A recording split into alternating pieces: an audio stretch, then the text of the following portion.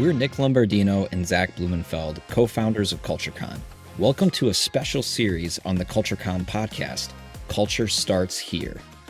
This content series is brought to you in partnership with our friends at ADVISA, a Midwest-based consultancy helping CEOs, HR leaders, and managers transform workplace culture. In each episode, ADVISA CEO Heather Haas and leadership consultant BJ McKay dive into practical ways to initiate and sustain the culture you need to drive growth and success at your organization. The Culture Starts Here series starts now.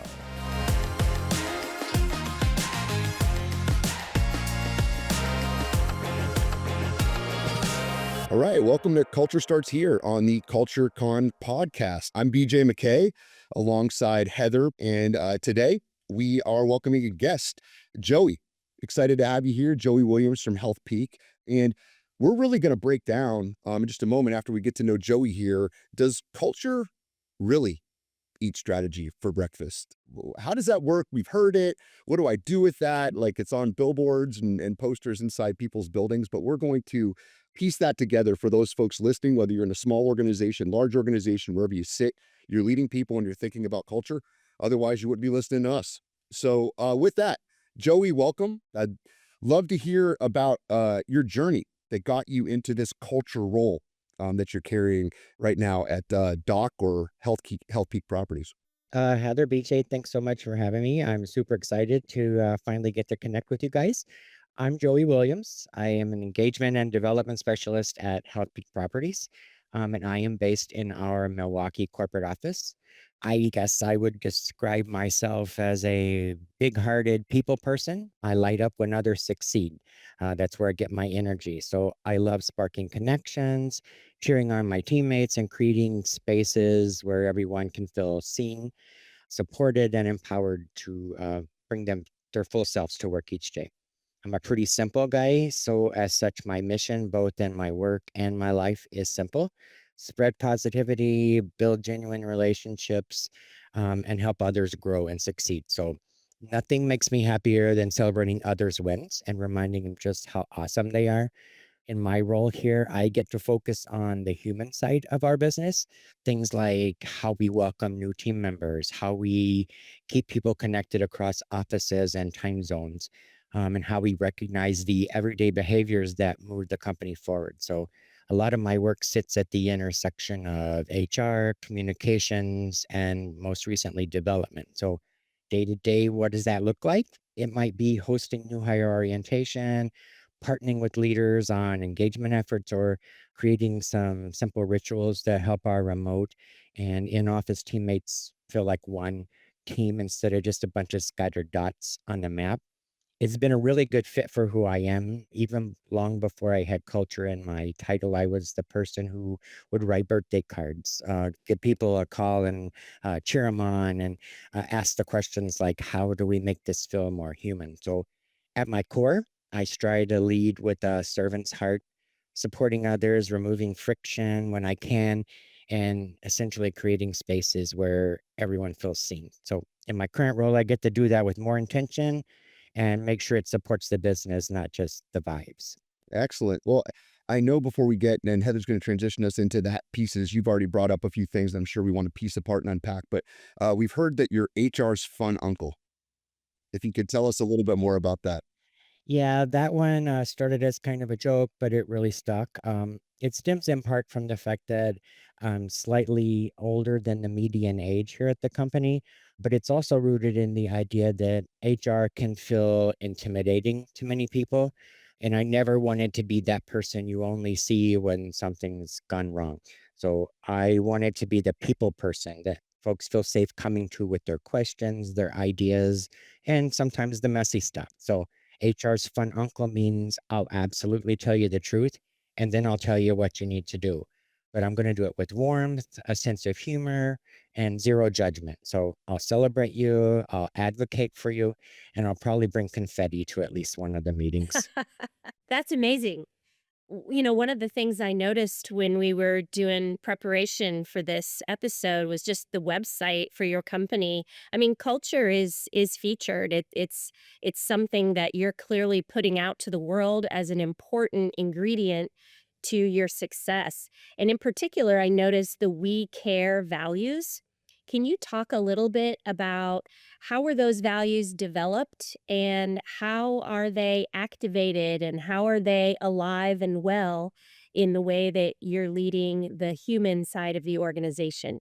Absolutely. This is actually one of my all-time favorite stories about how feedback and insights can make a real difference, particularly when our company decided it was time to identify our core values and put them into writing. Typically, leadership would just tell you what those core values are, but instead of doing that, they opened it up to everyone who wanted to be a part of this process. Over a couple of months, we formed focus groups that included representatives from all different levels, from frontline employees to managers, partners, and leadership. We all work together basically to define the values that would define us and guide our decisions and actions going forward. So this all was taking place. And then once the smoke cleared, the result was something we're all incredibly proud of, our We Care core values.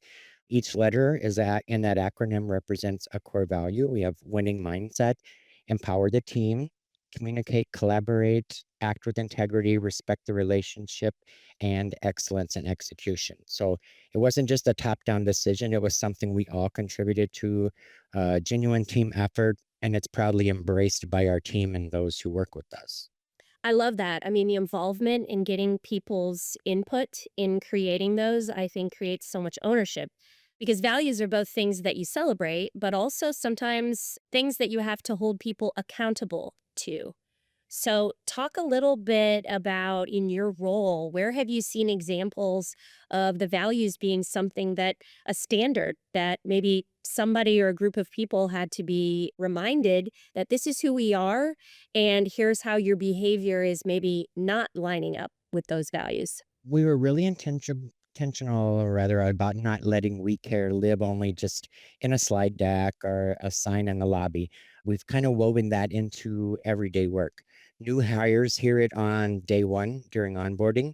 They're shown and explained what each core value looks like in real decisions and expectations of them. Recognition runs through the same lens. We just awarded our annual We Care Awards, honoring team members who live out our core values on a daily basis. We acknowledge special milestones and accomplishments on our intranet and internal social media channel. We do shout outs from leadership in meetings and quarterly company wide town halls. The impact is really shared throughout our entire vocabulary. Short, plain prompts that turn values into daily behaviors. You ask for example, instead of telling someone we need better communication, we might say we're struggling with the communicate and collaborate, and here's how we fix it. Leaders use the values to explain their decisions. Teammates use them to recognize one another.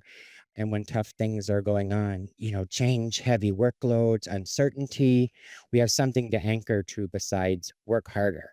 Yeah, So exactly. more practically, we make it easy to speak up in various ways. Town halls with live Q&A sessions, focus groups for significant decisions that we might be going to make as a company, engagement surveys, quick pulse checks, anonymous options for safety, and then also one-on-one conversations when things get sensitive or complex. This ties right into our IDEA Council, our inclusion, diversity, equity, and accountability. They also poll the team on what matters most, and that's how they build their programming around it, including mental health and wellness, mentorship, women in leadership, unconscious bias, and more. So it's one way we show that your voice shapes what we do next. Incredible. Yeah, it's terrific. I have two questions for you. You could tell that just from what you shared, and if anybody does homework on like Health Peak or under the NYSE, it's a publicly traded company under the moniker DOC. I mean, there's a lot going on there, and if you're bringing in like I'm a CEO, I'm a president of like a mid-sized organization. Like we're to the point where we need to kind of grow up a little bit. Like we have on paper, we look like we have all the features. We have an HR director, we have this stuff. And we have a business strategy. We brought in those accounting consultants and fiscal consultants, and we have a strategic plan on paper, and we're working toward it. But they're just waking up to the fact. Like we have these things on the wall that my dad or my grandma, whoever started, but it's been up there, and that's what we believe, and everyone kind of generally knows it. But they're starting to realize there's a massive disconnect between what we value, the fiscal numbers and the work, and the culture that we quote unquote say that we're doing here. We drop Joey right into that leadership team room. Like, what are the type of questions you might be asking or things that you might be pointing to assist that leadership team? Something that had initiated in about mid last year, we called them stay interviews. I just randomly reach out to folks and just ask them 3 or 4 questions, and I monitor that information. Essentially, we just want to know how they're doing, personally. What are we doing that's working? What are we doing that maybe could use some work? And then I take any suggestions or ideas that they might have. I compile that information throughout the month, and then I share that with leadership. Try to pick out any recurring themes or things that we might could do to make a true difference for folks. One of the things that occurs to me is that as people are listening to you, Joey, they could be thinking, this job that he has is the job I would love to have, where everything I was doing was supporting and fostering a healthy work culture at my company, but I can't get my executive team to value these things the way that I do. For those people who are listening to that, talk about your executive team. When you bring those insights that you've gleaned from the stay interviews, and sometimes that can produce some hard things to hear, talk about that group of people and what is it about them that created an environment where you get to hold a position like this and that kind of upward feedback is valued and welcome. Well, I am in a very fortunate situation that this ideology and this practice is practiced from top down. Every single time you hear our CEO speak, he starts with our core values. His favorite is winning mindset. So in his mind, the rest hang on the winning mindset. We empower our team. It's just been adopted all the way from the top to entry level. So they're open to feedback, and most times they're the ones requesting the feedback, and then they talk that amongst themselves. Sometimes things, if we need extra benefits or we need things that people are requesting, this can even involve our board. So it's really been well accepted from top to bottom. Well, starting at the top is everything. And, the title of this episode is What If Culture Didn't Eat Strategy for Breakfast, which, of course, is a nod to organizations like yours that have figured out if we can harness the power of culture and we can align it with our strategic aims and goals, it can actually be fuel to our growth rather than, that famous quote is that it's somehow creating friction or getting in the way of executing strategies. So, talk a little bit about any specific examples of where you feel like the cultural norms and values and behaviors of people on the team that's actually been a competitive advantage over other companies in your space to help you achieve your strategy. Well, I guess my shorter answer is to the question, does culture eat strategy for breakfast, would be it only eats strategy for breakfast when the two are fighting against each other. If your strategy says one thing and your daily behaviors say something else, culture is going to win every time. So you can have the world's best plans, but if the way people are treated doesn't match that, the strategy is going to stall out. But when culture and strategy are both aligned, which is what we're trying to accomplish each day, it doesn't eat strategy, it actually feeds the strategy. So I like to I think of love it that as flip. That's great. That's yeah, great. I like to think of it as strategies the app and then culture is the operating system. So if one is glitchy, the app's not going to run smoothly. That is a good way to look at it. Well, on that note, it seems like Healthpeak does like acquisitions and mergers and things of that nature from time to time. For organizations that are in that space, whether they're getting acquired potentially, like there's some event happening, or they're acquiring another company. How do you go about maintaining that we care culture as you bring on another group into the mothership of Healthpeak? Relationships are big with us. We have relationships with the hospital systems and with our tenants, and we take that seriously. And that's how we've grown to where we are today and how we continue to grow. People handle change better when they trust leadership and understand the why. We're big on explaining why to our team. Decisions move quicker because the guardrails are clear. no guessing what matters, you gain a true advantage. Anyone can copy a product or a slide deck, but you can't copy a culture where you feel safe and supported and accountable. I think of a healthy, aligned culture as the keel of a ship. When the waters get rough, new systems, reorganizations, mergers, which we went through about a year ago, market pressures, it keeps you upright. It doesn't calm the sea, but it keeps you steady and moving forward. That's great. I love it. One other tangent on that. When you're doing acquisitions and making big moves at the leadership level, particularly when you're a publicly traded company, the word like, well, just tell us what's going on. Just be really transparent with us. Like on paper, transparency and clear communication from top down in a large organization seems matter of fact. But really, that's not the case, given some of the gateways you need to go through at different levels of leadership of what tension do I need to hold as to like the healthy amount of transparency at this given time or this given season or legally that I can do. How do you develop and coach leaders up and down the chain to navigate that type of communication? Well, first off, with the community itself, as a publicly traded company, we have to be open and fully disclosed, and we have the earnings calls. The public is invited to come and ask questions there. And then for our team itself, usually the week following the earnings call, the CEO hosts an all team town hall. Where we can discuss anything that was mentioned at that particular earnings call, or anything that we would wish to discuss anyway. And he'll answer questions for us in real time. Again, top down, answering the hard questions when they come up, and being forthright with information. One more question. It's a little bit different segment, but it's around the same thing about culture and strategy. And this is in the interview and hiring process. When you're trying to bring people in, like we call them a culture fit, or they fit what we're doing here, the mindset that we have, that we care mindset, not only at the front lines, but especially in leadership ranks when you're bringing in folks from the outside. Talk to us about the interview process or how that's done to ensure there's that alignment going in. So not only the first 90, 120 days, but that longer tenure of a leader in an organization is mapped to those core values. Our recruiting team is very intentional about the folks that they choose to join our team. There's a lot of people involved once they get past our initial recruiting team as well. These folks interview with not only our HR folks, but they also interview with the manager they're going to be working with, the leader of that functional area.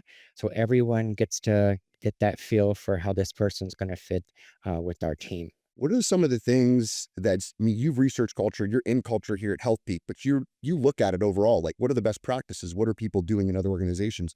What are a couple things that you think that people don't focus on enough or they might get wrong as they're trying to map strategy to culture in their organization?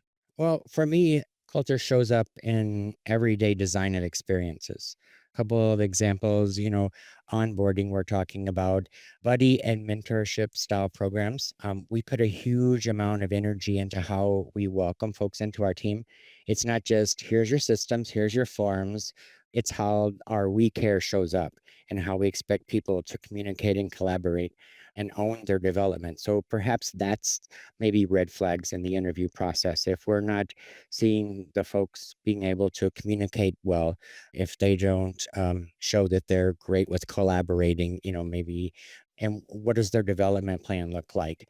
I'm certain they're asking them, what are your goals? And what have you done? What do you want to do? To that effect, once folks are in the company here, we assign them a navigator, we call it, to help them really plug in relationally. These support our strategy of getting people productive and connected faster. We launched also this past year a We Care mentorship program. We had an inaugural cohort, and we're matching mentors and mentees across teams so that we can grow skills and confidence and connection. That's culture work that's really serving a strategic goal. We use We Care as the backbone of recognition as well. We mentioned the We Care awards earlier. Instead of just a generic, you're awesome, we try to name the value, the behavior, the impact. For example, you showed excellence in execution by streamlining the handoff. So that helped us close the loop for the clients. Over time, that kind of specificity teaches what matters, and it really turns recognition into culture training for the strategy we're chasing. And then lastly, just listening and adjusting with the data. I mentioned we do all types of engagement surveys, pulse checks, those monthly state interviews, and then regular opportunities to provide open feedback channels. And again, we don't just let that feedback set in a dashboard. We study the data, surface themes, and then share these clear findings and recommendations with leadership. So we're not just asking, we're acting. I'm at a point where if I feel like I'm asking the same questions over and over and nothing's being done, that gets me kind of crazy, because if we're going to ask the questions, we got to do something. Otherwise, we're just wasting folks' time. Well, and that's why your role as the advocate for making sure that if we're going to ask, we have to take some kind of action to create improvement or at least provide some rationale. You mentioned earlier it's important to name the why. If we're not going to address something that came up, we should be able to share a little bit of rationale why. And typically people respect that. Yeah, they're not going to want me after a while to be, why do you keep asking me? I've told you 3 times and I've not seen anything happen. So Yeah, exactly. So I'm curious as you think about the future. So much wonderful things that have happened and are happening culturally at Health Peak. But you're aware of the company's strategy. You're at the table with the executive team in terms of how are we trying to grow? What do we need to do differently, better to remain competitive? How does the culture need to shift or evolve in order to keep pace with the changing strategy? well, a couple of things come to mind that any leader can start doing, I guess, today if they wish. Translate strategy into behaviors. Don't just say we're focused on growth. Say, in this team, growth looks like trying small experiments, sharing what we learn, not punishing smart risks. We're allowed here to make mistakes, so that's great. Secondly, be clear on what's celebrated and what's not tolerated. We celebrate continuously cross team collaboration, and we provide people, the tools to live out our values. We don't tolerate behavior that undermines trust or disrespects any of these relationships. And this includes even from a high performer on paper. Thirdly, model the culture in the messy moments. You know, culture's built when things are hard, during reorganizations, missed targets, system transitions, which we've gone through recently, merger integrations, budget cuts, which we're living right now, market swings, a daily thing.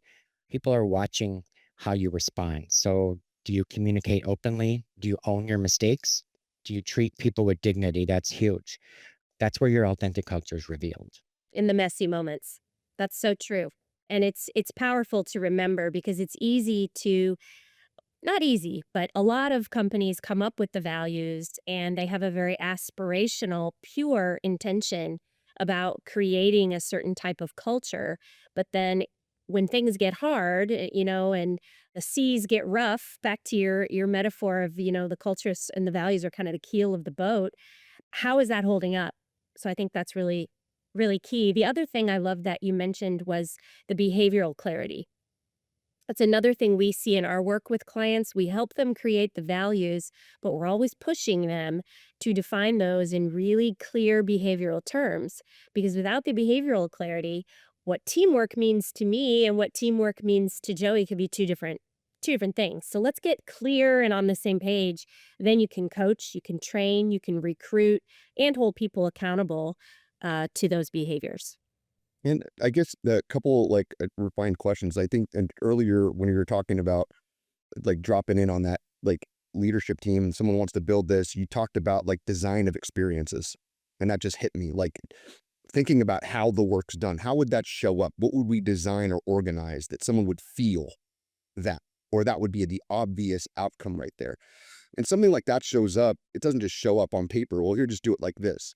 That's something that comes through like development for me as a leader. I might not know how to do that. So if I'm a young leader within Health Peak, like what's my development roadmap? We've talked about some of the outcomes, like the awards, the things in the culture, like those things that move it forward. But how do you train me on that as a leader to carry that culture? Again, I don't want to sound just repetitive, but it's from the top down. That leadership, that example, leading by example, is from the top down. It starts on day one. And we ask folks in their interview process all the way to when we're doing performance evaluations. We want to know what their plan is, what their aspirations are, what their long-term goals are for, advancing their knowledge. We actually have a professional development reimbursement program that encourages just that very thing. If you need to go to seminars, you need to, if you prefer to go back to school and maybe enhance your education, as long as that's related specifically to your job with us, those expenses are reimbursable. So we're not just saying it, we're putting, money behind it. Well, that's what I was going to latch on to. You have to make some investments if you're going to bring your culture to life in the way that you've described. And you mentioned a moment ago that there are some budget constraints that the organization is facing, as every organization is. How do you continue to justify spending money on things like development and recognition and programs in the face of having to cut things in other areas? I think it's absolutely necessary to continue those types of expenses. Maybe we change a little bit for now how we're going about it. For example, a portion of my job is traveling to different locations to be in person with folks.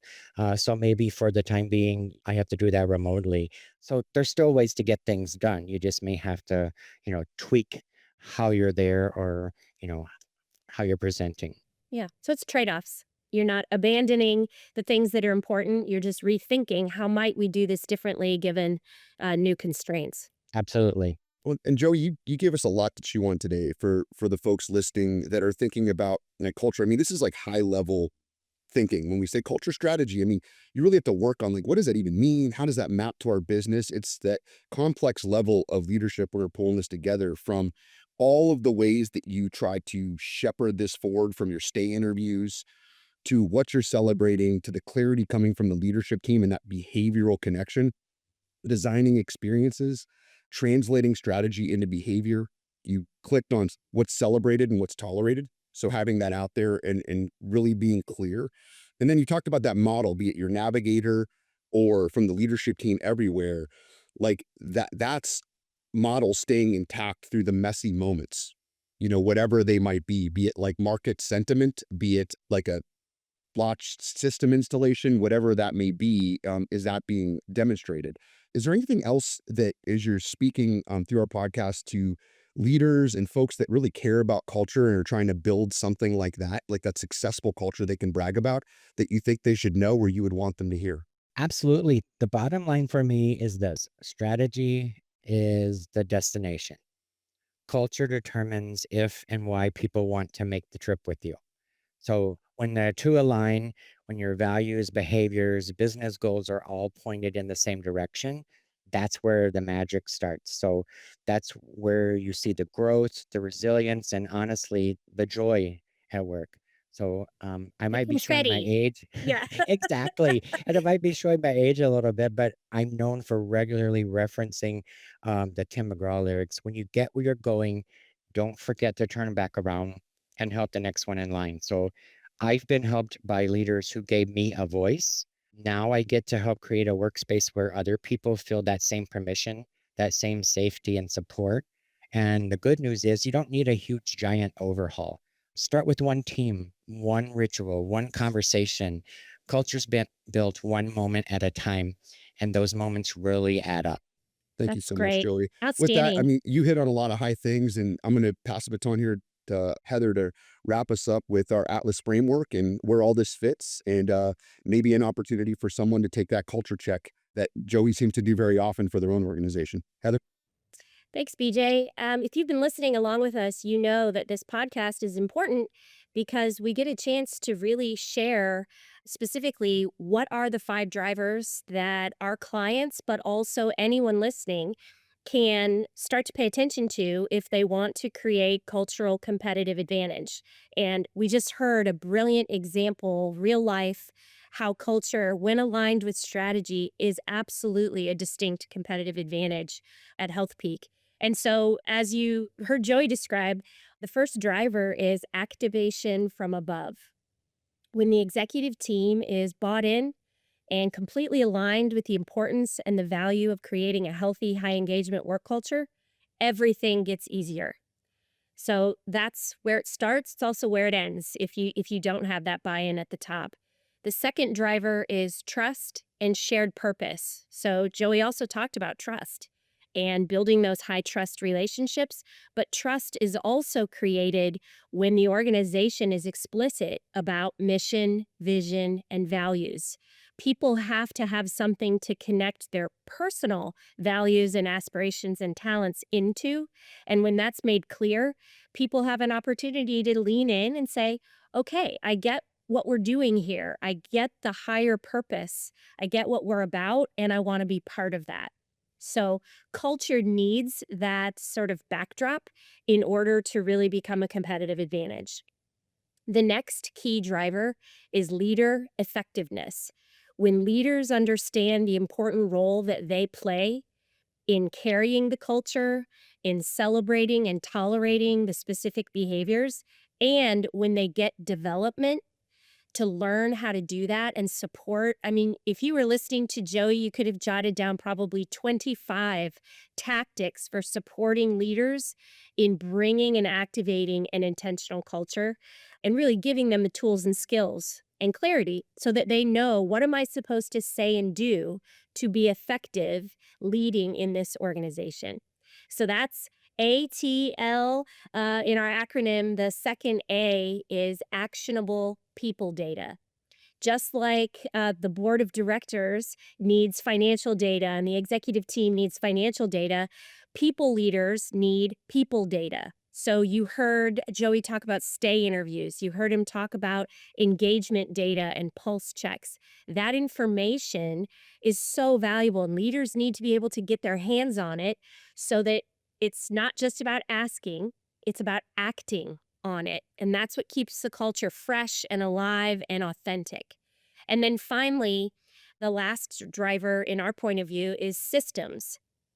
You have to make sure that all of the formal workflows, processes, norms, procedures, even technology platforms that leaders and people are expected to use, all of that, your culture is happening within a contained system. And those things need to be aligned with and in service of the core values that become the pillars of your intentional culture. So, those 5 things, when taken in total, it really does give you sort of a game plan for how you might start to tackle, make small improvements, and even elevate the conversation about culture at your organization, because now you have a framework that makes it easier to talk about and it makes it easier to make improvement. So if that's catching your attention and you're thinking, wow, I'd love to think more and dig more into how are we doing across those 5 drivers, you can visit our website at advisa.com and you'll find a button for culture check on our homepage. And you click that, and in 5 minutes, you'll get some fast feedback that'll tell you where are you strong across those 5 drivers and where might there be some opportunity to take some nuggets that you took from Joey and put some things into place. Thank you so much, Heather.